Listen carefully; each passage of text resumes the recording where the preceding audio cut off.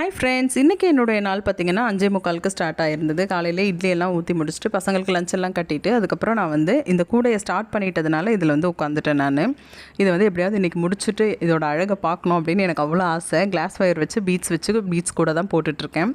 இதை போட்டுகிட்டே இருக்கும்போது தான் டக்குன்னு வந்து இவ்வளோ வெயில் காயுதே, நம்ம துணியெல்லாம் கொஞ்சம் போட்டு எடுக்கலாம் அப்படின்ற மாதிரி ஏற்கனவே நம்ம வாஷ் பண்ணி வச்சுருந்த துணியெல்லாம் வந்து புயலுக்கு முன்னாடியிலேருந்தே அந்த சோஃபாவில் தான் இருந்தது. அது எல்லாத்தையும் எடுத்துகிட்டு வந்து இன்றைக்கி ஒரு பாயை விரித்து நல்ல வெயில் படும் நம்மளோட போர்ட்டிக்குள்ளேயே இங்கேயே போட்டு நான் எடுத்திருந்தேன்.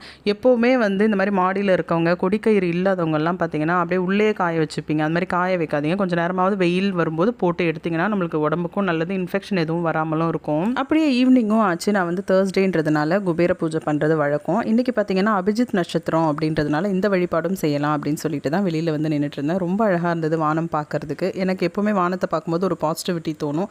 அது இன்றைக்கி ரொம்ப அதிகமாகவே தோணுச்சு. இந்த வீடியோ பிடிச்சிருந்தா லைக் பண்ணுங்கள்.